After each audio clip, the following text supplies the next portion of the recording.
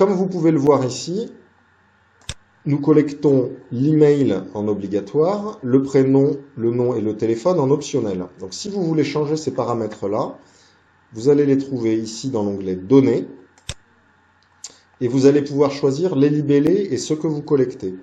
Donc là, on a mis « Dites-nous qui vous êtes » ici, parce qu'on vous voit notre utilisateur, mais pareil, si vous faites un mur de selfie pour une clientèle jeune, vous pouvez parfaitement le tutoyer, par exemple. Donc c'est ce qu'on va faire là.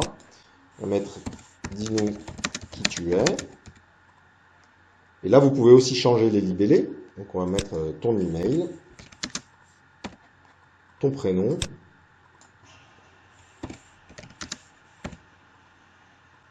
on va dire qu'on ne prend pas le nom, par exemple, on va le mettre sur non.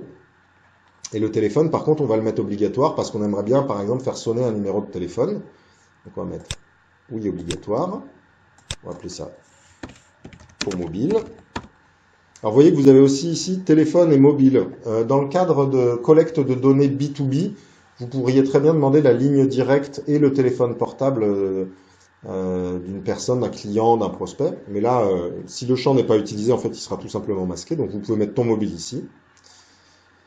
Et puis on va prendre par exemple le code postal pour pouvoir géolocaliser plus ou moins l'utilisateur. On va mettre ton code postal. Et on va le mettre par contre en optionnel.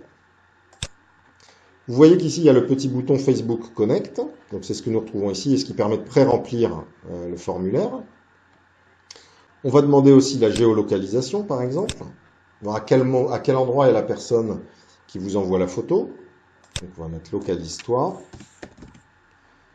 C'est optionnel et on va même préciser et ces données ne seront pas utilisées par ailleurs. C'est juste par exemple pour pouvoir sortir une cartographie de toutes les photos prises sur une Google Maps. Et nous allons valider. À partir de ce moment-là,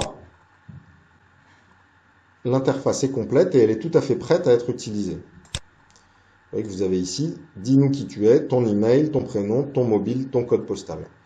Et là, localise-toi, ce qui fait appel en fait à la géolocalisation du mobile.